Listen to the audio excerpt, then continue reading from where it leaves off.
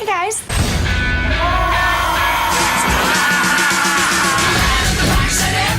Hey guys, welcome to the Jack Films podcast. So what this podcast is that we take one of the films that I've already reviewed on my main channel and then we go more in depth on it. We might bring up some points that my friends of mine have made about this movie, which is basically what we're doing today. And it's on Suicide Squad. So today I have my dad on. Good afternoon, morning, whatever it may be. Yeah, who cares? Who cares? I'm in a black hole somewhere. I can never see the light of day when I'm down here. Yes, absolutely. And now, so Suicide Squad. So I've been on a bit of a DC kick recently, and watching through all the films, start with Man of Steel to the new Suicide Squad, and as a whole, now, what do you think of the modern DC movies? Personally, I prefer Marvel. I actually can't get into the DC thing. Oh, look, Batman's fine. I've watched Batman movies since, I was a teenager when they came out into the cinemas. But, I can't get into, like, the first Superman, like, with Christopher Reeves, they were good. Like, I went and saw them at the picture theatre, and I thought they were great. But, I don't know, I've seen them. Did you since. though? Well, I've seen them since. But I don't fell asleep. Yeah, I did. But I was only young. Yeah, but you know what? I fall asleep in a lot of movies, Jack. You know that. Yeah, well, that's true. It doesn't matter how good or bad it is. He fell asleep in the Lego movie. Like, what the fuck? Yeah, well, like, you know what? It's not... It got a bit boring after a while. Yeah, well, but, like, I think if you watch the Christopher Reeve ones again, I think you'll find, like, not... I think they might not hold up, but I think you'll appreciate them more and what they've done for both Marvel and DC. Yeah, yeah. Because the first Superman has, like, even, like, stuff like Batman and Spider-Man borrow elements from Superman. Yeah. Yeah. And, like, there's even references in, like, the first Spider-Man where, like, they even reference Superman in one part and Tom McGuire rips off his shirt just like Christopher Reeve does with the shirt. In Spider-Man? Yeah. Yeah, okay. Yeah, there's a lot of stuff that they do for comic book movies as a whole. And, like, Spider-Man 2, the losing the power is straight out Superman 2. Yeah. But, yeah, anyway, that's that. But what do you think of the modern ones? Like, the ones that you've seen, the ones that we've watched? Like, okay, we've seen Suicide Squad, Birds of Prey... Shazam. Oh, Shazam. Yeah. What else? Wonder Woman 1984. Oh, no, I didn't like that. Yeah, no, that was a dodgy storyline. I mean, look, Gal Gadot plays a good part because she's good to look at. But, she's... But other than that, look, I didn't like the storyline of that. I thought it was a bit... But I haven't seen the first one either. I don't know what the storyline was like in... Yeah, I liked... The first... I saw the first one recently and it was quite good because I watched 1984 again recently and I'm like, well, it's not awful, but I definitely see why people don't like it. And this time, to be honest, it was long. Which one? 84? Yeah. Yeah. Oh, it was long. That one was long for me this go around because I'm like, oh my god, this is like... And like, Wonder Woman doesn't show up until like the 48-minute mark. Yeah. When she's taking down the cars and the like cars are flipping and she's losing her powers and... Yeah, that's right. All that stuff. Yeah. I didn't fall asleep in that movie. Yeah, shockingly. But yeah, so Suicide Squad was the first one we saw in the cinema. Yeah, okay. Back in 2016. Yeah. So yeah, and that was good. Like, I quite like Suicide Squad. I didn't... Yeah, there was... Look, the storyline was a little bit weak, I suppose, but... Overall, I thought it was a good movie. I thought they had good characters. Will Smith always plays a good character, so does Margot Robbie. And the Aussie guy, what's his name? Oh, Jay Courtney. Yeah, he played a good part. So, look, I reckon they had good characters. It was a bit weird, like, how they have... And I know that they're probably a bit fanciful in the fact that, like, they had Killer Croc. We've got real characters and then we go to Killer Croc. What's his superpower? Yeah, well... I mean, other than he was a strong dude. Yeah, well, he's... And he could swim underwater. Yeah, well, he's pretty much, like, he's a Batman villain in the comics. Yeah, right. So okay. they basically got like, well, for this movie anyway, they got 4 Batman villains. You have Blade, Deadshot, Harley Quinn, Joker, and Croc. The other ones, I think they're more some of the obscure ones, like Diablo and... So I didn't mind Diablo's character, but again, see, I don't know a lot about the DC characters. Really, I mean, as a kid, I used to watch Shazam, but back then it was Marvel. Yeah. So that's a whole different story, but, like, we'll get into that when we talk about Shazam or Captain Marvel on this, but, like... Yeah, that's a whole licensing issue with Marvel and DC. It's But I don't know. I just don't. I mean, the Batman stories I think are good. Like, and as what was said in your podcast before with your mates about the Heath Ledger role, like Heath Ledger played a good Joker. Yeah. But you've had Jack Nicholson play Joker, and he plays a good Joker because he's a bit crazy himself. Yeah. Yeah, because like I'm starting to like the original Batmans more now because like I have fun watching Forever and Batman Robin, but I can see why they, especially Batman Robin, get shit on. Yeah. But like it's I don't think I've ever. Oh no, maybe I have. Is that got Arnold Schwarzenegger in it? Yeah. Yeah, maybe I have seen that. Yeah. Didn't rate high. Yeah. No. Freeze that boy. And then, but like Really? I think.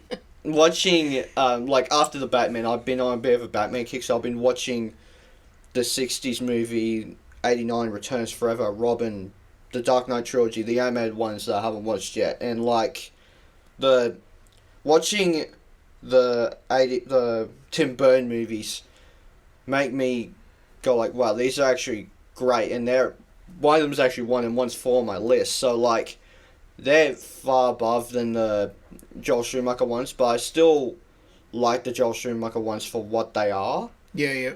And like I thought that he brought a spin on Batman that we haven't really seen since the Adam West series.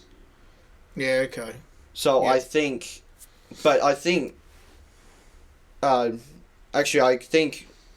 we can transition into this. Speaking of the 60 series, I think Jared Leto borrows elements from all of the Jokers. You have a bit of Cesar Romero, you have a bit of Jack Nicholson, you have a bit of Heath Ledger, you have a bit of Mark Hamill. Because those are all of the Jokers. What did Mark Hamill do? The animated series. Oh, yeah, right, okay. So that's all the Jokers until this point. So you have elements, like, it's kind of hard to see because it's all mixed up into one Joker, but I can see how you could have got elements from each Joker in there. Yeah. Like, you could kind of see isms of the... Like, I think the laughing is more his own, but I think he more would have got that from something like Jack Nicholson. Yeah. Because Jack Nicholson and Cesar Romero, they laughed a lot. Yeah, they did. And the more serious stuff, like the whole bit where he's in the... when he's in the doctor's office and he puts the iPad up to the glass and the knife up to the lady on the iPad, it's like, just do whatever they say. That's more something that Heath Ledger would do. Yeah, that's right. So I think that you have a lot of elements into Jared Leto's Joker that is actually in this movie. Yeah. And so I think... Possibly right. Yeah, so I think that there's a lot of stuff that you might not like the Joker overall, but there should be some elements that you like. Yeah. Which the general consensus on Joker is that he's not really that great. No. So, like, yeah, like, you are cramming too much into one Joker, but I think that's... Does he play Joker in the movie Joker? Jared Leto? No, that's Walking Phoenix. Oh, okay. Yeah, that's a different thing. That's separate to the main DC movies that they're doing now. Kind of like that in the Batman. The Batman is its own separate thing because Robin Pattinson is Batman. That one, Ben Affleck is Batman in Suicide Squad. Yeah. So you can't have like, they're kind of doing what they used to do, where you would have like, the Superman movies are in one thing, the Batman movies are another thing, Dark Knight Trilogy another thing. Yeah. Yeah. So they're kind of doing that now, but they still have like the main storyline. Yeah. They're just coming out with a lot of stuff at the moment. Well, over the years though. It's just, yeah. I don't know. They, as I said, I don't enjoy a lot of DC stuff. I didn't mind Birds of Prey and I didn't mind what's it called? Shazam. No. Suicide Squad. I haven't seen the second Suicide Squad. It looked a bit crazy from the trailers, like weird compared to. But you haven't got the same cast though. No. Yeah, so just to talk about that one for a second, from the first one you have Rick Flag back. Yep. You have Harley Quinn. Yep. You have Captain Boomerang for 10 minutes. Then you have... Because he gets taken out, does he? Yeah. Yeah, right. And then... I think that might be all. Well, you do have Viola Davis there, but you go for Men of War no matter what. Yeah. But I think those are the four that you mainly got there, but like... Because like the other ones, like you have new ones, like Idris Elba kind of takes place of the Will Smith character. Yeah. Because in the second one, he's Bloodsport, which is a different character than Deadshot. So he's taking on kind of the Will Smith role in that one. But it's the same, it's a similar storyline, isn't it? Well, it's weird because it's James Gunn. James Gunn did that. Yeah, right. The same guy who did Guardians. Yeah, right. Okay. And like so like a lot of that stuff I actually find a lot of his humour funny, but for some reason I wasn't laughing throughout that one. Yeah, yeah. Which this one, I thought that there was actually good jokes in it, especially, we can get into it for a second, but like when Harley breaks the window and Rick Flag kind of turns around like, seriously, what the hell's wrong with you people? We're bad guys, it's what we do. Yeah. Or even when Harley's doing the, huh? What's that? I should kill everyone to escape? Oh, sorry. That's his voices in the the head. voices. I'm kidding. That's not what they really said. Like, all of that stuff with Harley Quinn and even with Boomerang, all of that stuff worked. Yeah, yeah. Which the second one, I thought that there were good moments with Harley Quinn and I did like Idris Elba and some of the characters in that. But there's not really a lot of humour. Like, a lot of the humour in that one's, like, dumb crap. Like, you have Sylvester Stallone playing a shark, and then he goes like, hand! It's like, yes, that's your hand. Yeah, so that's what I don't understand, is that they come up with these...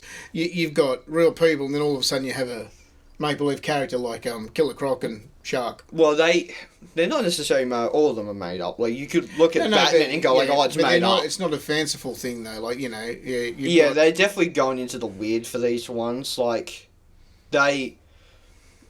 because like I can't necessarily deal with the weirdness of DC because Marvel goes like, Marvel characters have superpowers. Yes. They are superheroes. Well, DC does as well, I guess. Yeah, but what's Harley Quinn's superpower? That she's a crazy woman. Yeah, like, Harley Quinn stuff, yeah, you can't argue Harley Quinn and Batman are kind of... Like, Batman's rich, so, like... And he's mainly more human than anyone. But if you look at, like, Superman and Iron Man, those are, like...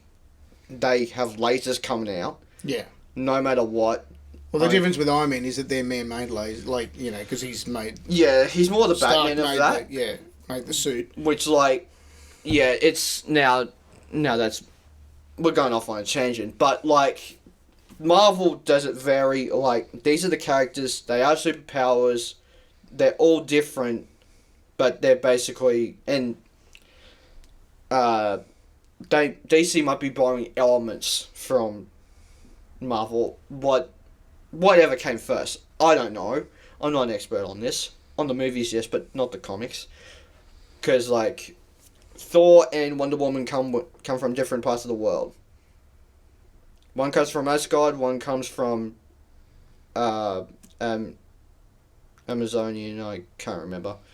But they both come with different parts of the world. One's in space, one's more land-based, but... Yeah. Same but different. They're both gods. And then Superman, Captain America, same Boy Scout. All that. Yeah. But So they borrow elements from different things. Marvel have Thor, DC has Wonder Woman. They both have similar traits. And then Batman and Iron Man, they both have the billionaire playboy philanthropist. One builds an iron suit and one decides to dress as a bat.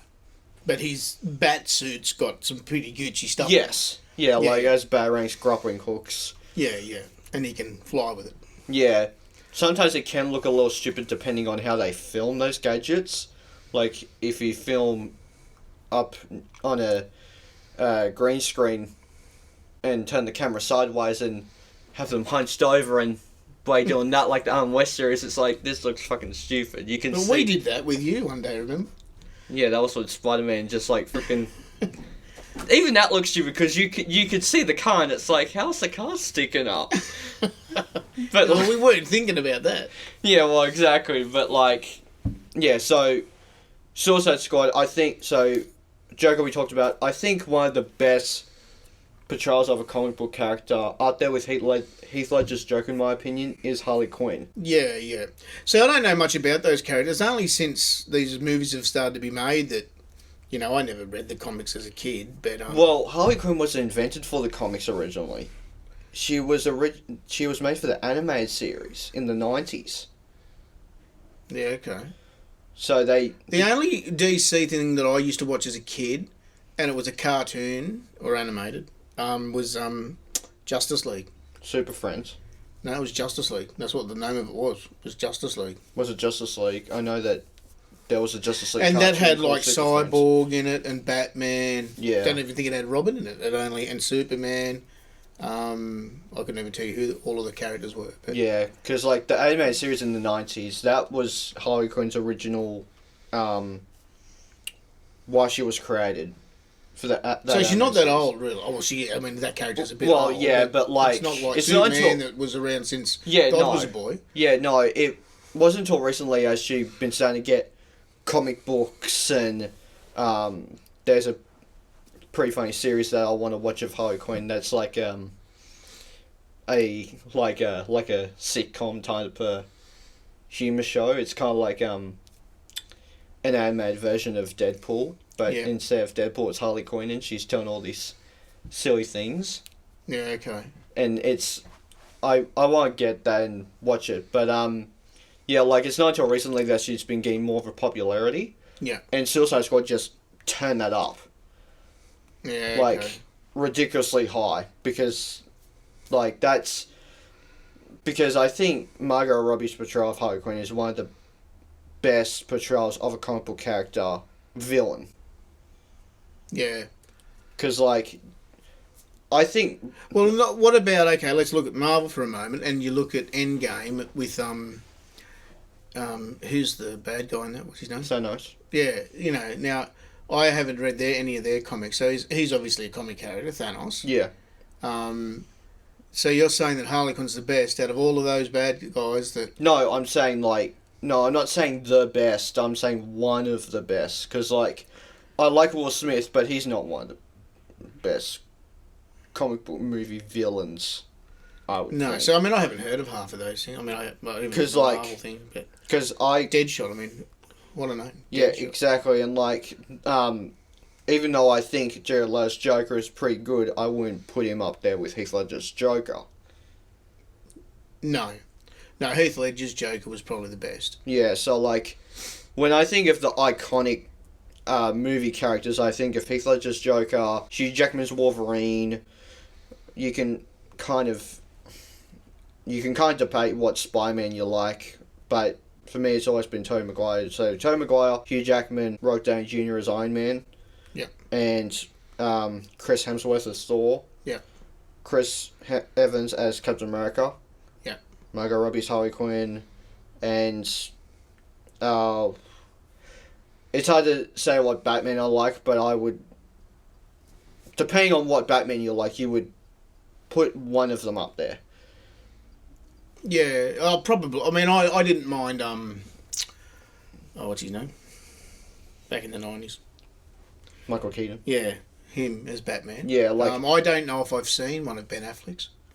Yeah, well, I think those movies are alright for what they are, because I think they're as bad as people point them out to be. But Ben Affleck was in this film twice. Yes, he was. Yeah. And I thought that even though I didn't see Batman vs Superman a few months before this movie came out, back in 2016, I thought that he did a really good job as Batman for the 2 scenes that he had. Yeah.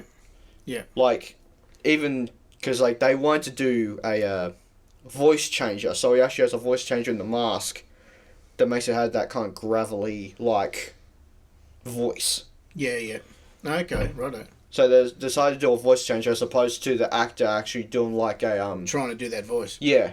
Like you do. Yeah, exactly. A vengeance. Get to the chopper. Yeah, get to the chopper. You're comparing 2 freaking actors that are totally different. You're comparing Arnold Schwarzenegger and Christian Bale. I know. But, like, you have, like, these different, like, they all pretty much do the same voice. Like, Christian Bale turns it up to bloody 11 and goes like, yeah, that's my voice. Just like, Where's Rachel? but, like... But Ben he Affleck- does that. There's no voice change with that. That's him doing that, isn't it? Yeah. Yeah, right. Yeah, so, like, but all of them do it. Like, Michael Keaton did the whole, I want you to make sure to tell all your friends about me. Who are you? I'm Batman. Yeah. Like, which Val Kilmer does a good job with the voice as well. But George Clooney just like, hi, Freeze. I'm Batman. I'm talking to someone at the mall and bobbing my head. I must say, I don't understand why Batman was in Suicide Squad. I mean, I know he caught Deadshot and he caught Harley Quinn, but it just seems like it's a cameo appearance for Batman, and Well, that's and it sort of basically what ties it in with a DC type of. That's basically what they want to do. Like, Batman's role was pretty much just to capture 2 people and put them in cages. Because they didn't want to... Because, like, the way that they were selling this movie was that, like... We can talk about this in a minute, but... Enchantress is the villain in this. But they didn't sell it as Enchantress is the villain. I thought that she was a part of the Suicide Squad because that's what the trailers led us to believe. And then Joker was going to be the main villain, and then Batman was going to appear throughout the movie to kind of help Rick Flag in some points in the movie to take down Joker. Yeah. Okay. Yeah. Because, like, there are some trailers that they actually try and make Joker the villain as opposed to Enchantress. Because you don't see any of the... Like, you see the sky portal and stuff, but you don't see her, like, making the sky portal. No, you don't. You just see the whole thing of, like, her in the bathtub or, like, her on the bed doing the shh. Yeah. Because, like, taking over Corey Delvin's body. It's like... So I thought that Joker was going to be the main villain. Yeah. Okay. As opposed to Enchantress. But, like, when they kind of flip it to Enchantress, I'm like, well, okay, that's a good twist. You make her the villain as opposed to the Joker in the trailers. But, like, I do kind of see the reason why people might think that she's a lame villain. Because, like, she... Now, it is kind of stupid that she just kind of stands there, makes the portal, and just bloody belly dances in front of it. Yeah. Just going like, I'm sucking up all this thing and making a sky portal, which they've done in every single movie up until that point. Yeah. They've done it in Ninja Turtles Out of the Shadows. They have. Did they ever? They did it. They've done it in the Marvel ones as well. Yeah, they did it in the Avengers. The Shatari coming out of the freaking sky portal. That's right. So what's that about? What, they can't think of something else? The Avengers, it makes sense because, like, I don't know how you could have done that without the sky portal, but, like, Ninja Turtles did as well with Crane coming out, and, like, Big Hero 6 kind of did the similar thing where, like... Yeah, I can only vaguely remember going to see that movie. And, like...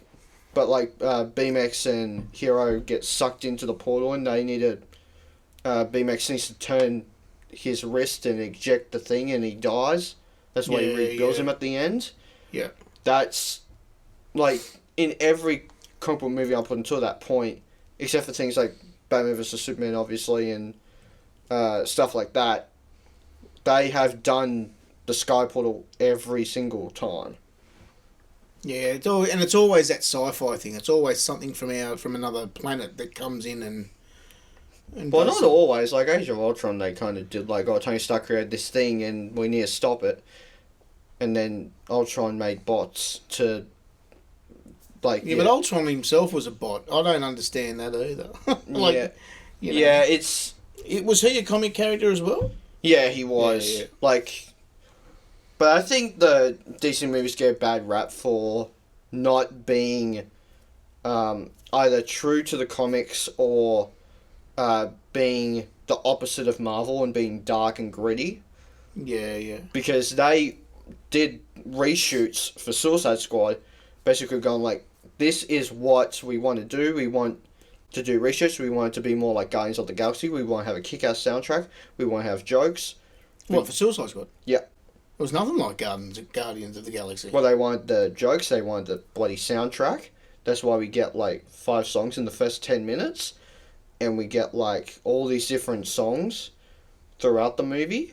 And then we get obviously some like we get, I'm not saying it is Guardians of the Galaxy, but there are similar things where they're trying to do the Guardians thing, not necessarily number 2, but definitely number 1, where it's like, let's get all these people that are opposites, put them together, and they can't have problems with each other at first, but then they learn to grow each other as a family, which like kind of like what Guardians of the Galaxy do. They talk about how their family at the end, they grab the Infinity Stone, much like this one. El Diablo's like, oh, I already lost one family, I'm not going to lose another one. Yeah, but he died in the end, yeah. Well, Diablo didn't die. Didn't he get... Yeah. He bloody, became a friggin' monster. Yeah, but then after that, though, didn't he? Oh, that's right, because the bomb went off. Yeah. Okay, yeah. He was sacrificed to save the other ones, basically. Yeah. Because he's not in the next one, is he? Well, half of anyone from, like... Well, Katana's not in the second one. Bloody... Well, see, what was her role? See, she wasn't a villain. She was there to protect old mate, army dude. Yeah, she was there to help Rick Flag. That's him, yeah. And if all these villains get out of line, she could help Rick Flag. Well, they just blew old mate Slipknot's head off. Which is weird too, because he didn't get a flashback. Everyone else did. So they set Slipknot up to die. Yeah, but I think that was old mate, Captain Jack. What was his name? Boomerang. Joe Courtney, yeah. I think he set him up. He just went, oh yeah, we're gonna get out, come on. But even then, you go first and I'll follow. Well, exactly. But even then, they set him up to die because like Captain Boomerang got a flashback, Deadshot got a flashback, Harley got a flashback, Diablo got a flashback. Almost every one of those characters got a flashback, except for Slipknot. So the fact that you have that, and the fact that you have Captain Boomerang say, let's get out of here. Yeah. Because, like, Captain Boomerang, he doesn't get out. He gets held up by Katana and is like, who are you married to, or whatever. Whatever he said, because he was bloody held up against the bloody wall, and Katana was getting ready to fucking kill him because he threw a bloody boomerang at her.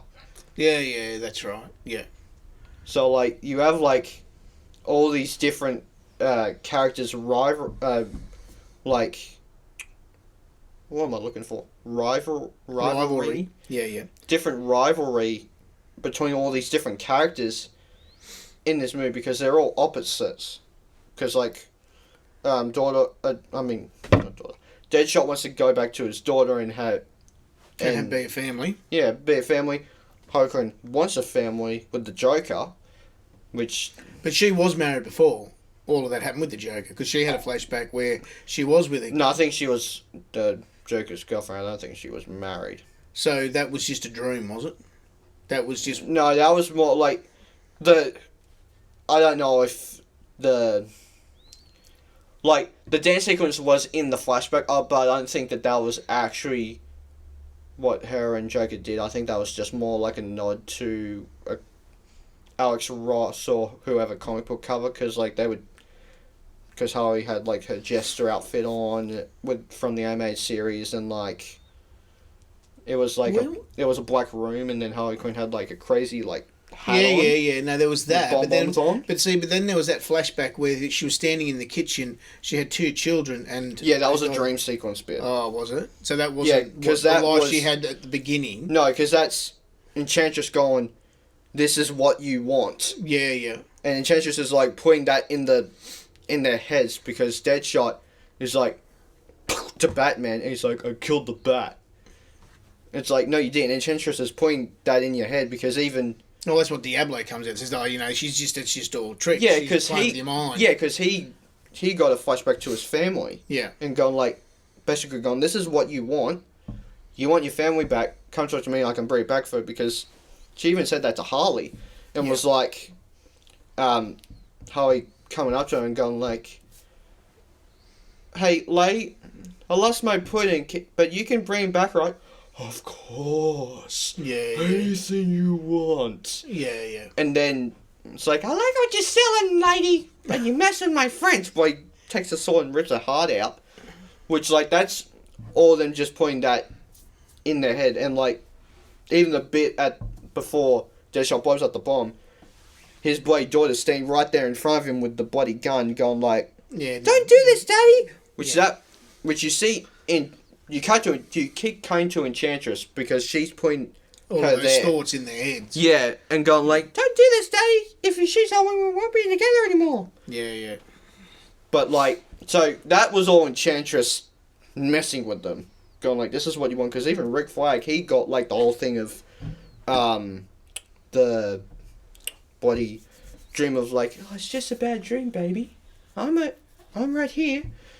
It's like, because Cora Delving was in that dream sequence, basically telling Rick Flag that was all okay because she was in Enchantress. Yeah. But, like, I don't know how they would have... If they would have gone on that path, I don't think they would have been able to because they would have had to destroy the bomb, they would have to kill Enchantress, and then... I don't know how. She probably should have been dead, but, like, bloody... Cora Delving, bloody, takes off the bloody mask and, like... Yeah. That... Like, the first time I saw that, I was like, oh, that's actually kind of cool, but then this time I'm like, well, she should have been dead, but, like, I guess they wanted to get that effect of her kind of, like, ripping the mask off and stuff. It was like in the old body, and then she just sort of, ripped it apart. And yeah, because, like, it's like some... Because it's like if you had, like, a, like, if you had tights on. Yeah, because that's basically what it looks like on her. Yeah. I suppose at the end of the day, the start of the movie, like, how did Enchantress ever come about? I mean, okay, the anthropologist, what was her name? Or archaeologist? Dr. June Moon. Yeah. She went into this cave and she found these dolls and ripped its head off and did that. But there's no storyline, I suppose. And this is where Sean was correct in saying what he did.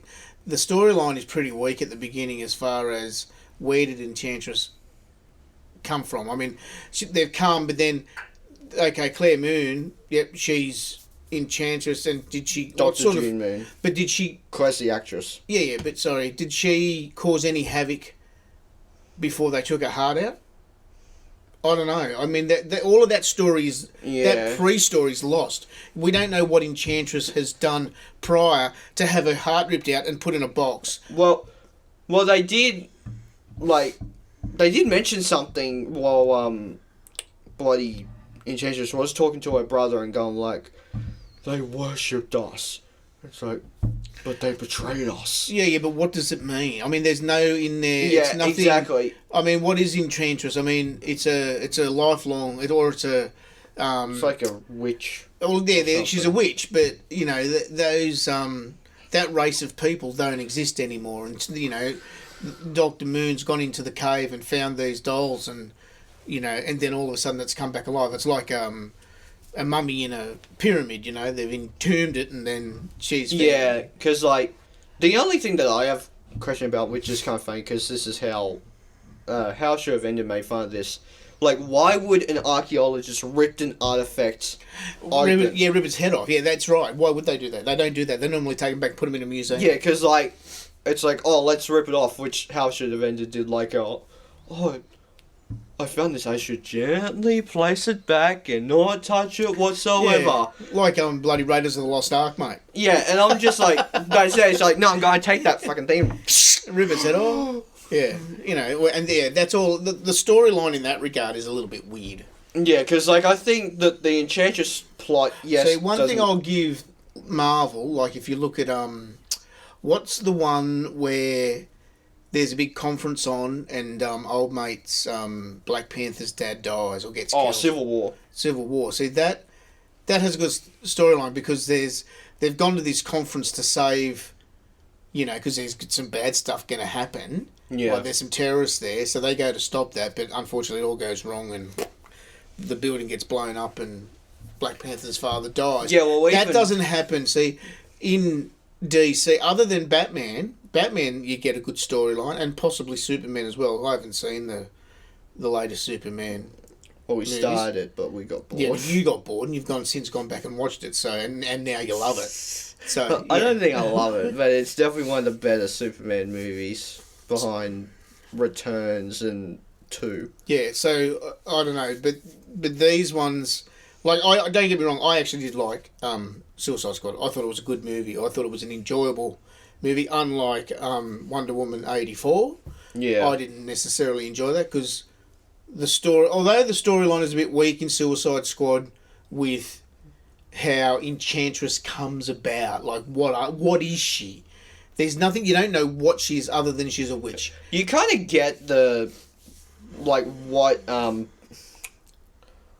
the dude wants in Wonder Woman 1984 because like okay, they got a wish stone in and they got him in. He wants this wish stone, But what's a wish stone? What is it?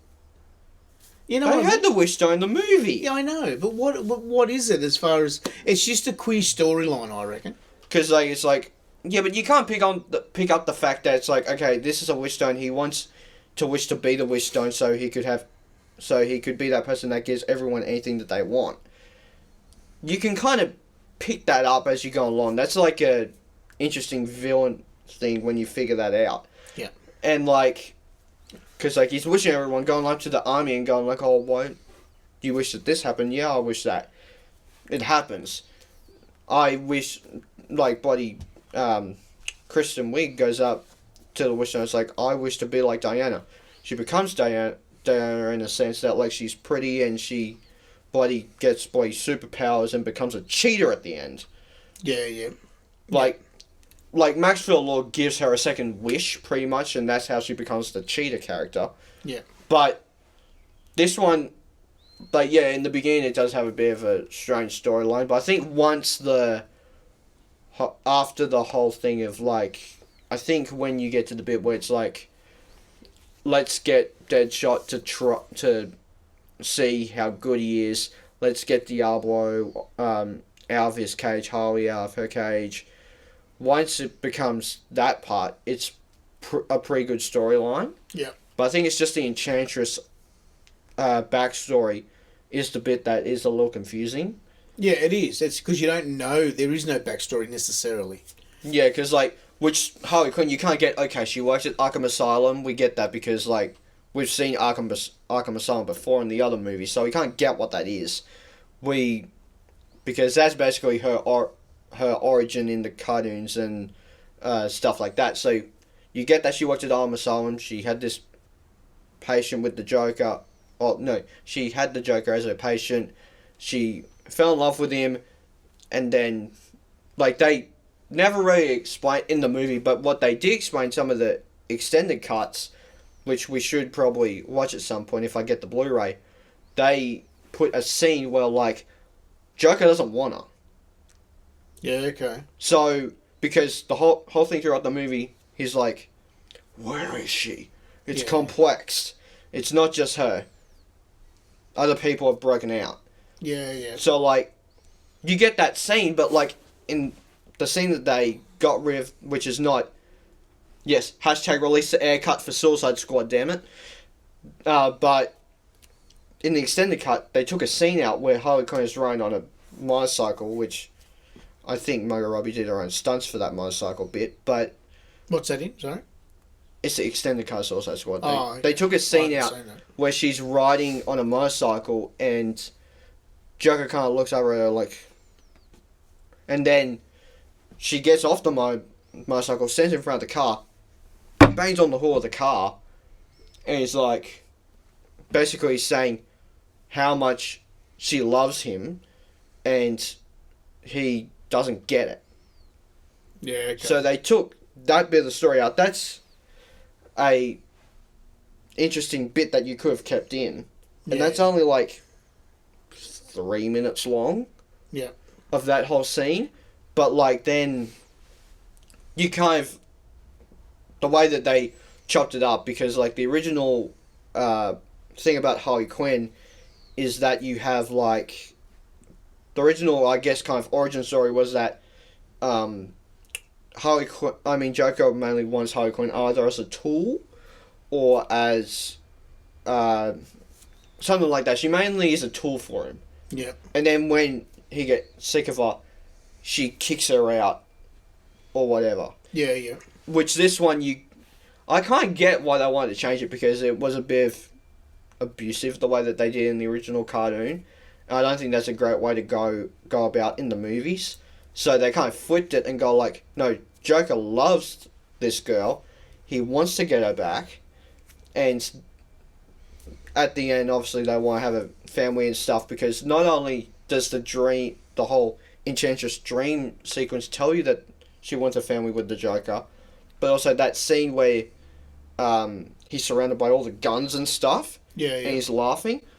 You see, like up on, I think on the right hand side of the screen, the upper right hand corner, you see 3 baby crows. Yeah. Right. So you kind of have a sense that they want a family. Yeah. Yeah.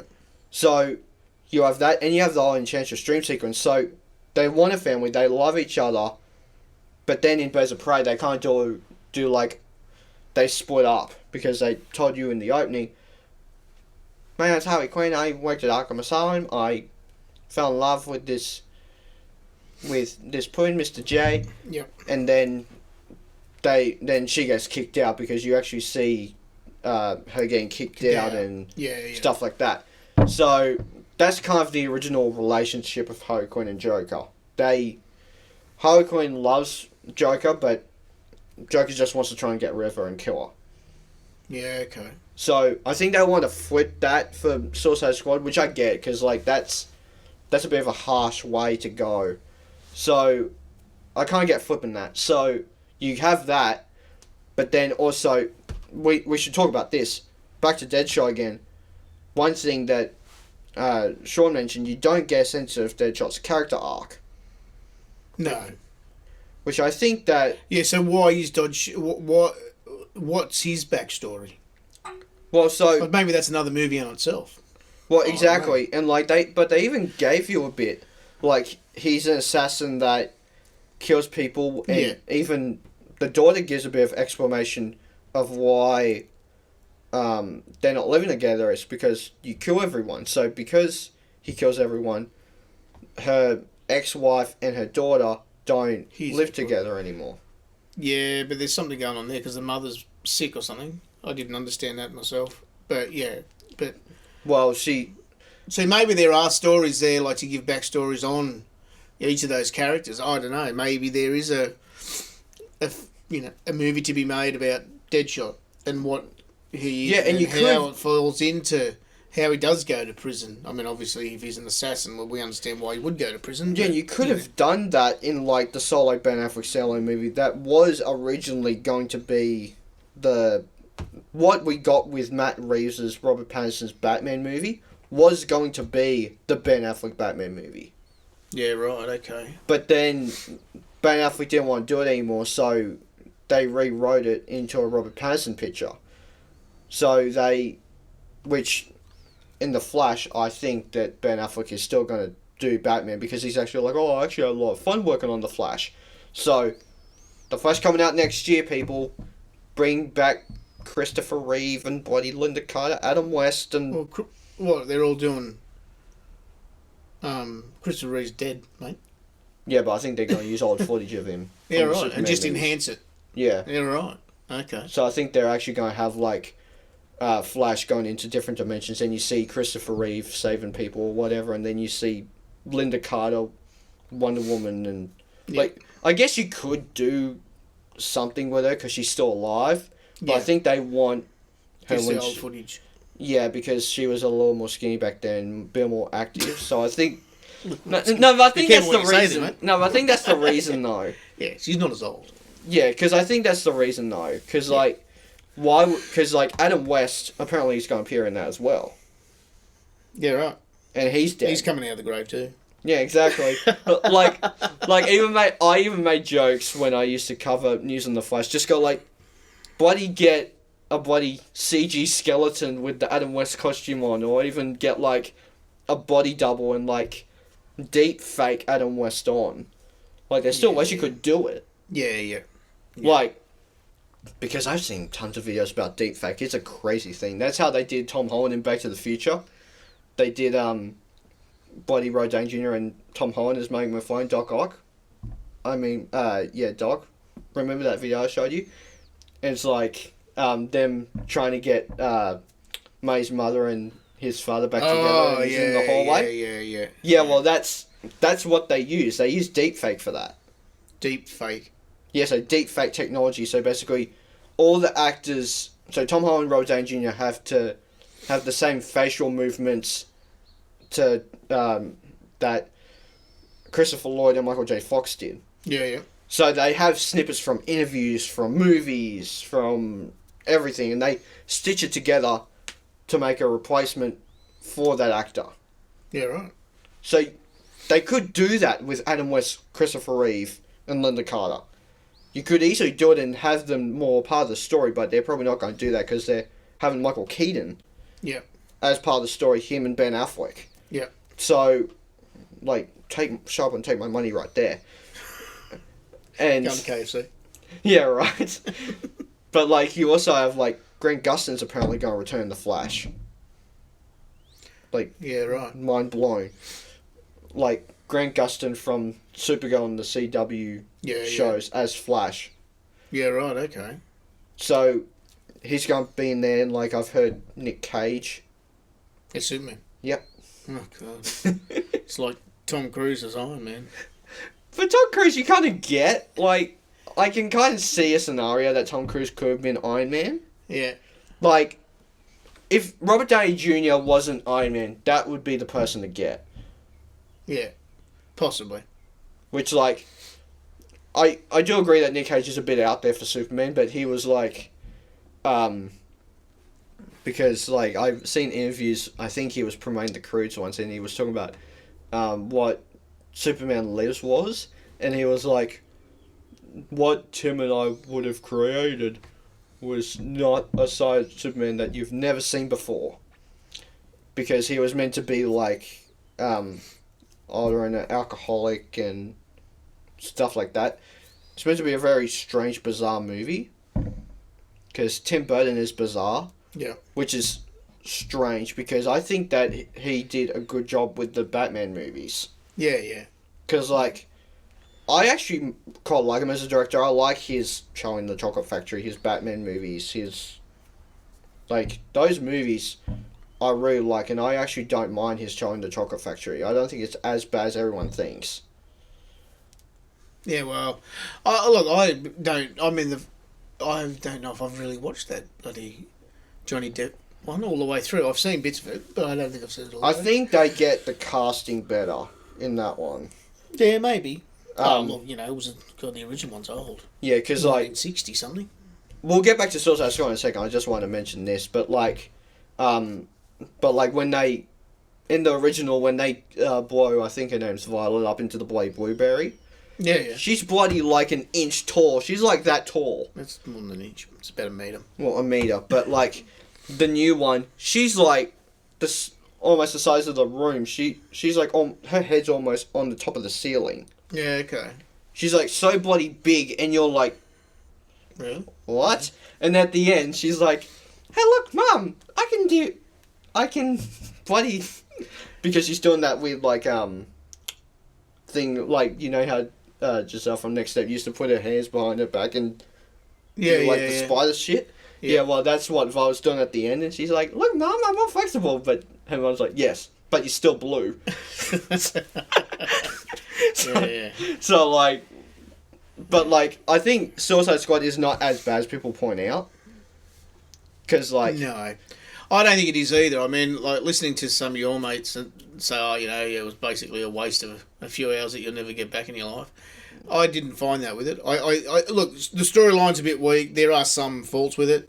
DC are a bit.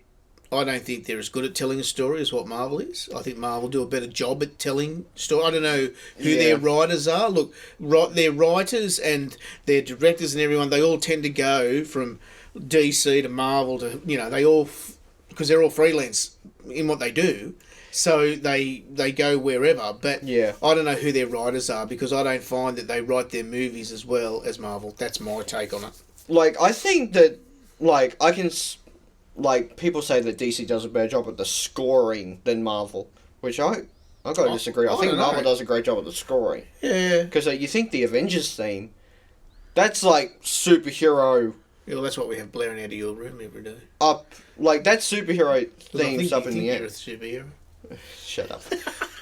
But like that Silvestri Avengers theme, the dun dun dun dun dun Yeah. dun dun dun dun dun dun, you like that is superhero up in itself. Yeah, yeah.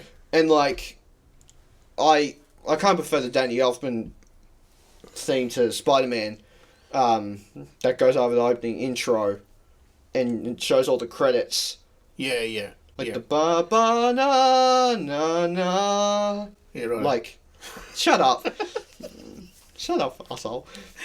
But then you have like, Hans Zimmer's done a great job with the Dark Knight trilogy. I think the scoring in those is very good. And Yeah, then yeah. I think, like, James Horner's kind of hit and miss for me. There are some tracks that are really good in The Amazing Spider-Man, but, like, the final theme, I think, has grown on me a lot. So, but then I think The Amazing Spider-Man 2 has some really good music. Especially the opening swinging theme, when Andrew Garfield's swinging. Yeah, yeah. To me, that's the Danny Elfman score for that movie, for the Amazing movies. Yeah. Because the Amazing Spider-Man 1 theme, it's kind of hit and miss for me. Sometimes I like it, sometimes I don't like it. But, and then you have like the Tom Holland theme. I thought that was actually really good, making elements from the Danny Elfman theme and Hans Zimmer theme and making it its own. Yeah. And then you have like the Guardians don't really have much of a score to them. It's mainly like, the 80s hits and 90s hits. Much like Suicide Squad. They were good music. Yeah, well, exactly. But I'm saying it's not much of a score. It's a soundtrack, but it's not a score. Yeah, that's true. Yeah. So, like, I think that the score for those movies... Best score ever done was Star Wars. Yeah, like, John Williams has done some of the best scores. Jurassic Park. Yeah. Superman. Yep. Because he did Superman 1 and 2, I think. He did Superman 1 and 2. And I think the Superman theme for those movies are really good, too. One of the best superhero themes ever. When he's going over the credits. Yeah, yeah. The ba-ba-bum, ba-bum, ba-bum, ba-ba-dun. That is some of the best superhero scores I've ever heard. Yeah. And then you even have, like, I think he's even done, what else did he do? He may have done Jaws. Yeah, maybe. I think he did Jaws. But I think he's done Indiana Jones as well. Like, he's done some of the more grander scores Yeah, yeah. for movies. And, like, but I think Danny Elfman is one of the better composers, because he did, like, the Avengers Age of Ultron, he did Spider-Man, he did Justice League, he did Batman, the 89 Batman, which that identifies Batman to me. That theme alone is Batman. Yeah, yeah. Which, like, the Adam West theme is very campy nowadays, but, like, it's the na na na na na na na na Batman. Yeah, no, I thought that was good. That was good back in the day. Nothing wrong with that. Yeah, but if you used it in, like, Batman vs Superman, like, what the fuck is that? Yeah, yeah. If you use it with Ben Affleck, what? Doesn't make any sense. Maybe not. It was a sign. It was just the times, mate. It was just that time, that era. Yeah, but like I think Marvel does a better job at composing than DC. DC did great job at scores with like 89 Batman, the Joel Schumacher Batmans, the Tim Burton Batmans, the Christopher Reeve Supermans. But I think they've kind of declined a lot of the themes. Yeah. Even though that there are standouts like the Wonder Woman theme, the Man of Steel First Flight theme, and the Batman theme from Batman vs Superman. There are standouts, but I don't think that... Because, like, the score in Suicide Squad, like, is pretty weak. Oh, it is. Yeah. Especially when you have, like, the more But pop it's a bit songs. like, okay, so what's the score on Guardians of the Galaxy? Like, they have a great soundtrack in their movies. What's the score? Well, exactly. It's it's not remembered for its score. It's remembered because of the soundtrack. Yeah, but, like, you remember a lot of Superman movies for their score. Like, you don't know movie scores as much as I do, but, like, when you put on the... How could I not know them, Jack? You play them full bore out of your bedroom, mate. That's going to be aired out. But, like... no, so, like, when you hear the bongos and the strings, you could hear that that's the Danny Elfman Spider-Man theme. Yeah. Like, you know that theme, that's recognisable. Yep. Same with the ending theme from The Amazing Spider-Man. That's recognisable. Yeah. Like, at first you might go, what movie is this? But as it keeps going, you're like, oh, that's Amazing Spider-Man. Yeah. Like, the Marvel ones are more recognisable, but, like, the DC ones... You put on some of the older DC ones, the Superman theme, you know that that's Superman. Yeah. 89 Batman, you know that that's Batman. Like, even the same thing with the Dark Knight theme, you know that that's the Dark Knight music. So, I think more of the older stuff from, like, the 80s, 70s to mid-late 2000s, they've done a great job with scoring their movies with DC. But I think nowadays Marvel has more of the rememberable scores. Yeah. Like, a lot of those scores I don't really listen to a lot. Like Shang-Chi, I don't listen to a lot because you don't remember the music at all in that. No. Yeah, those lesser ones, like the... You don't remember Black Widow's score. No. You only really know Spider-Man, Avengers, Iron Man at times, depending on what song it is. You know this... like, there's some songs, some scores in the MCU that are really, really good and top-notch. You don't remember the Thor music. No. Like, it kind of... It sounds mystical, but mystical can be any soundtrack. Yeah, that's true. The only song that stands out in the Thor soundtracks is the Immigrant song, and that's not a score. No, that's right. No. Which, like, I guess if you want to count the Willy Wonka music as a score... No, Yeah. but it is in Thor Ragnarok, though. Yeah, that's true. Yeah. So, like, that's what I'm saying. Like, that type of music, it's not really memorable unless it's, like, from a previous movie, like the bloody Willy Wonka music in Thor Ragnarok, or as he's gone through the tunnel and, like, going, "You're going to see the Grandmaster." Ah! Yeah. That, like, those scores, there are some duds in there and there's some great ones in there. Yeah. But, like, I think there are some, especially in Suicide Squad, they're not really that great and memorable. No. They didn't even put them on the soundtrack because, like, you have great songs on the soundtrack. You have Standing in the Rain. That's what I think is Deadshot's theme when he's shooting the dude down and then he goes down the building and he's going like, "Hey, Angelo, give me $2,000. And he's like, million. "Yeah, $2 million." It's like... Yeah. Going like, "Yeah, okay, that was an error." It's like, Does Deadpool have a score? He just has good soundtrack. He just has good music. He does have a score. Like the second one has a ridiculous I guess what do I put? Like, Deadpool 2 has the first score to need a parental guidance thing on it. Because, like, there's... Is that the one with Celine? Yeah, because, like... Yeah, because, like, not only that, but in the second one, where they're trying to get... amazing. Yeah, it was amazing! This is Deadpool 2, not Titanic. But, like, in the... Should have got in sync. Yeah, exactly. And then, like... But, like, at the end, when he's trying to take down Russell and, like, Juggernaut, there's, like, a bit where him and Josh Brolin as Cable are taking down all these guys, and then it's, like, kicking ass, shooting balls! And it's, all these swear words in this score. So it's, like, that's the only thing that I can't remember that's, like, oh, that's kind of memorable. But even then, like, who listens to a score that has swear words in it? Oh, well, no, but, yeah, you do, but... Yeah, but it's like, you don't, like, if you have, like, a 5-year-old in the car, yeah, you crazy? Well, Like, you can put 89 Batman or John Williams Superman and easily go, like, this has nothing inappropriate, it's just some epic music, he'll be fine. Or she'll be fine. yeah, maybe. Unless... Some people aren't like that, don't you? Unless maybe you're, like, 20 years old, it's like, okay, we're kind of done with the superhero stick, Dad. Which is me, I bet. You'll never be done with it, Joe. Look, when I have kids, I'm going to be showing them fucking wheels, DC, Marvel. I don't care what I show them. I'm just going to know the fuck out of them. Yeah, as you would. Yeah, well, exactly. And, like, that's what I think...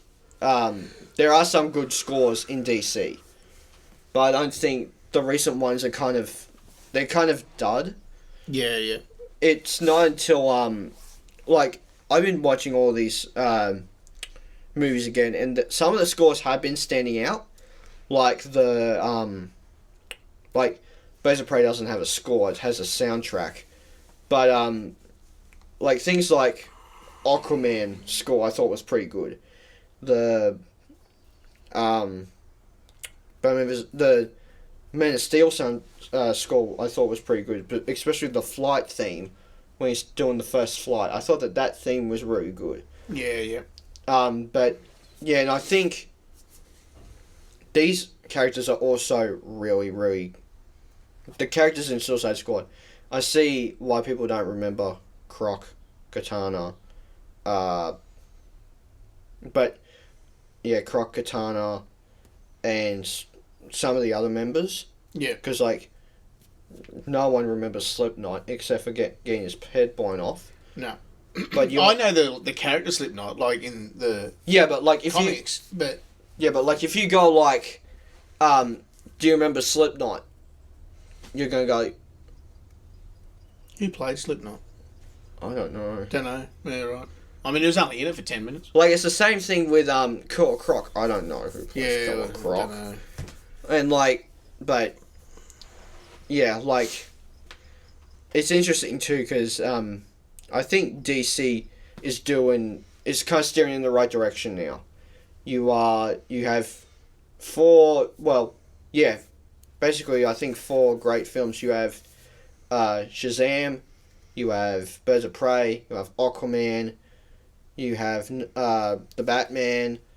Now you're doing The Flash, which I think is going to end up getting a lot of positive reception. Yeah. Not only because all these old actors like Christopher Reeve and Michael Keaton and all that are coming back, but also I think it's actually going to end up being a good movie. But I don't know if I think they're going to end up recasting The Flash, I bet.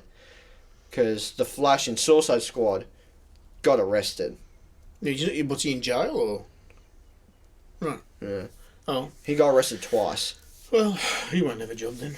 Yeah, well, exactly. So, like, I don't think he'll even get invited to the premiere next year. Yeah, probably not. So, I think they're going to recast, or, like, even though I wouldn't mind seeing Ezra Miller, I get why they need to recast, but, like, I don't necessarily want them to recast. Just get Grant Gustin back. Yeah. From CW. Like, those shows are unconnected, but you could easily pull them out of a different universe as a different Flash and use that. Yeah. Because I think he still wants to do it. Okay. Because Grant Gustin, he's not the guy that was in the CW? Yeah. Yeah, yeah. He was the one, Supergirl and stuff, yeah. Yeah, yeah. But yeah, so guys, that is our podcast long review of Suicide Squad. And others. Yes. I wasn't expecting to talk about Marvel on this episode, but But you need to make the comparison, though. exactly, like, especially with the universes, because, like, Marvel is more lighthearted and DC is more dark and gritty. Yeah. And, like, you kind of need the opposite as opposed to having every superhero very light. Yeah, yeah. So, yeah, so guys, hit the like button down below if you haven't already. Hit subscribe. Also, hit the little bell icon to get notified of future videos we make on the podcast channel. And we'll see you guys next time. Take care. Bye. Bye.